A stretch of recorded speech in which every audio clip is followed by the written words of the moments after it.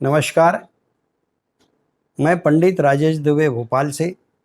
आप देख रहे हैं आपका पसंदीदा कार्यक्रम माता के इस नवरात्र के पावन पर्व पर 9 दिन के 9 रूप। इसी श्रृंखला के अंतर्गत इस कार्यक्रम में हम आपको माता के स्वरूप को तो दिखाते ही रहे हैं, लेकिन एक जानकारी विशेष जिसके लिए लोग ललायित होते हैं, जानना चाहते हैं। जो नई पीढ़ी है उसके कई प्रश्न होते हैं, उनके मन में भाव होते हैं कि एक माता का पूजन तो हम करते हैं, लेकिन उसका फल पाने के लिए क्या करना चाहिए। ध्यान रखिए, माता भगवती का पहले दिन हम शैलपुत्री के रूप में पूजन करते हैं, दूसरे दिन ब्रह्मचारिणी के रूप में पूजन करते हैं, तो तीसरे दिन चंद्रघंटा के रूप में पूजन और चौथे दिन कुष्मांडा के स्वरूप का पूजन करते हैं, तो पांचवें दिन माता के ममत्व भाव स्कंद माता के दर्शन का लाभ लेते हैं। छठे दिन नाना प्रकार के दोषों को नष्ट करने के लिए कात्यायनी का स्मरण करते हैं, तो सातवें दिन संपूर्ण ब्रह्मांड में सुख शांति और समृद्धि हो इस भाव से माता भगवती को हम अपने हृदय में वास करते हैं, हृदय में वास कराते हैं। आठवें दिन माता के हम समग्र संपूर्ण अवतार के दर्शन करके मंत्र मुग्ध हो जाते हैं। नवमी के दिन माता के सिद्धदात्री स्वरूप का पूजन करके हम उनसे अनेकों प्रकार के अष्ट सिद्धि और नवनिधि के लिए प्रार्थना करते हैं। लेकिन ये सब किस समय सफल होता है? हम विधि के साथ में विधान के शास्त्र सम्मत रीति से परिवार की गौरवमयी परंपरा के अनुसार पूजन करते हैं। शास्त्रों का निर्देश है कि माता भगवती के पूजन में जप करना अनिवार्य होता है, तप करना अनिवार्य होता है। सीधी सीधी बात है कि ब्रह्मचर्य का पालन इसमें विशेष रूप से किया जाता है। जब जप तप ब्रह्मचर्य का पालन करते हैं, व्रत उपासना आदि करते हैं, व्रतबंध होकर लगातार हम पूजन करते हैं, तो उसी क्रम में माता के साक्षात स्वरूप का दर्शन करते हैं। ये हमारे सनातन धर्म संस्कृति का एक बहुत बड़ा मूल मंत्र है, जहां हम प्रत्येक कन्या को, प्रत्येक स्त्री को देवी के रूप में मानते हैं। आप देखेंगे जब आपका शुभ विवाह होता है तो हमारी भारतीय सनातन संस्कृति में रात्रि में सबसे पहले कन्या को बिठाकर उसका पूजन कराया जाता है, और वह षोडशोपचार विधि से ही करते हैं, जिसमें देवी का पूजन किया जाता है, आवाहन किया जाता है। सबसे पहले उस कन्या को बुलाया जाता है, फिर उसका तिलक किया जाता है, उसको आभूषण चढ़ाए जाते हैं, फिर उसके पश्चात कन्यादान किया जाता है। तो माता भगवती के पूजन का स्वरूप साक्षात रूप में हमने संसार में प्रत्यक्ष प्रमाण के रूप में परिवारों में भी देखा है।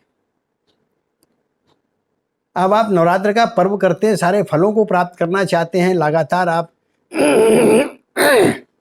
भगवती का पूजन करते हैं,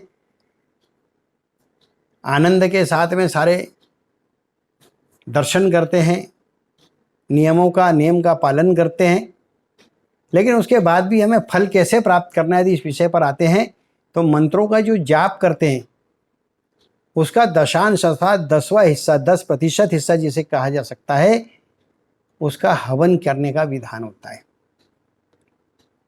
यहाँ तक तो लोग सब अपने ढंग से कर लेते हैं। फिर परिवारों की गौरवमयी परंपरा हो अथवा सामाजिक पंडालों के क्षेत्र की परंपरा हो, फिर कन्या का भोजन कर देते हैं। ऐसा नहीं, कन्या का भोजन का विधान है। यह कार्यक्रम विशेष रूप से कन्या भोज के ऊपर है। तो कन्या भोजन कराने से पहले इसके नियम क्या है? आप जिस दिन भी पंचमी से कन्या भोज आरंभ हो जाता है, और कुछ लोग उसे दशहरा तक करते हैं, कुछ लोग हवन अष्टमी को करते हैं, कुछ लोग नवमी को करते हैं, कुछ लोग दशमी को करते हैं। जो कुल गौरव की परंपरा को मनाते हैं वो कुल देवी का पूजन करके अष्टमी को हवन कर देते हैं। जो लोग सार्वजनिक क्षेत्र में काम करते हैं, मंदिर आदि का जो होता है, उसमें नवमी के दिन पूजन कर देते हैं, अष्टमी या नवमी दोनों दिन में कर देते हैं। और पंडाल आदि जो लगते हैं उसमें कई लोग दशहरे के दिन उसका पूजन कर देते हैं। और हवन कर देते, इसमें कोई दोष नहीं है। लेकिन हवन से पहले माता के स्वरूप का आवाहन करना, जिस दिन कन्या खिलाना उसे एक रात्रि पहले या एक दिन पहले उन कन्याओं को जाके न्योताना चाहिए, अर्थात निमंत्रण देना चाहिए।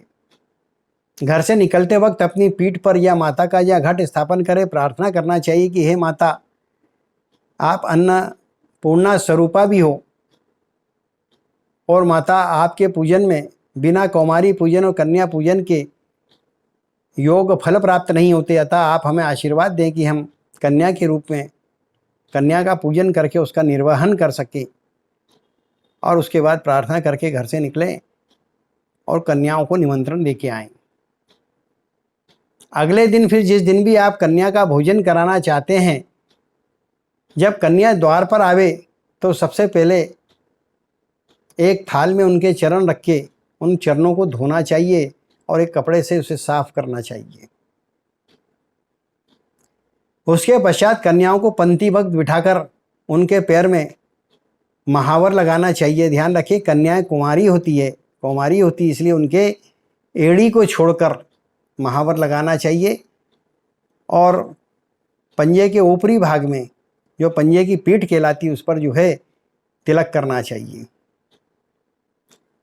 उसके पश्चात बड़े प्रसन्नता के भाव के साथ में उस कन्या के हाथ में लाल पुष्प आदि रख के निवेदन करना चाहिए कि आप हमारे पूजन को स्वीकार करो और आप हमारे प्रसाद को स्वीकार करो, आप देवी स्वरूप हो, ऐसा मन में उनसे प्रार्थना करना चाहिए।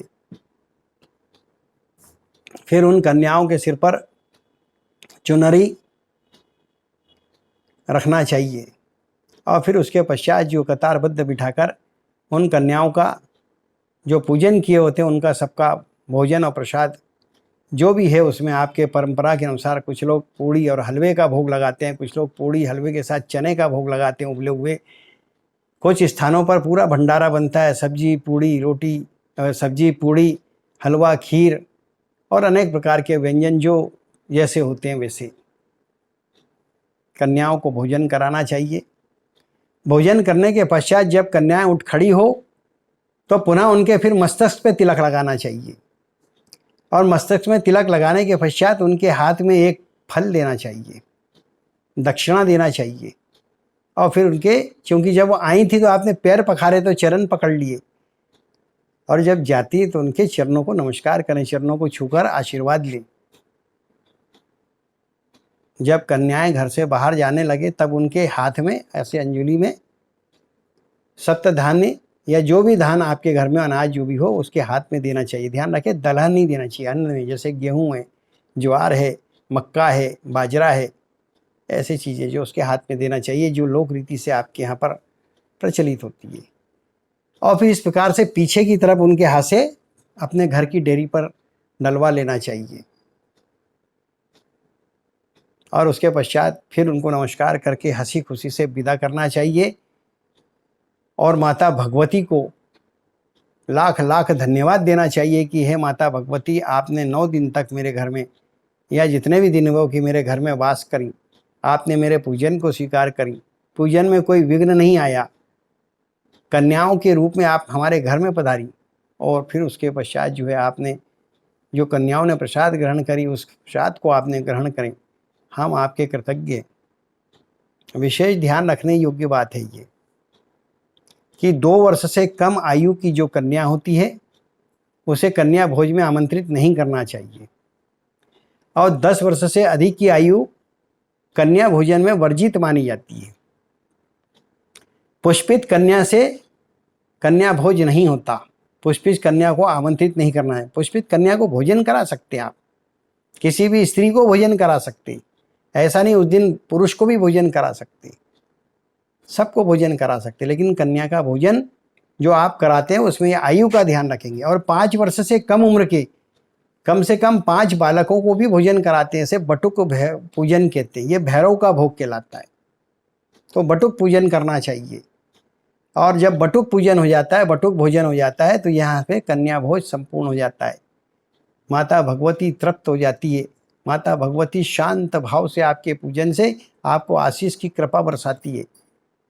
और फिर आपका जब चित्त शांत हो जाता है, भाव विभोर हो जाते हैं, तो फिर उसके पश्चात हवन आदि की तैयारी करके और फिर हवन आदि करना चाहिए। और हवन करने के पश्चात फिर जो आपके कुल की परंपरा हो, जो शास्त्र सम्मत परंपरा हो, उस हिसाब से माता की प्रतिमूर्ति विग्रह के विसर्जन की प्रार्थना करना चाहिए। विसर्जन आदि करने के पश्चात फिर दशहरे का पर्व मनाया जाता है। विधि विधान के साथ में आप अपने पर्व को मनाएं। इसी भावना के साथ में हम आपको लगातार सारे कार्यक्रम में विशेष जानकारियां दे रहे हैं। इसी के साथ में मैं वाणी को विराम देता हूं। जय माता दी, जय माता दी, जय माता दी।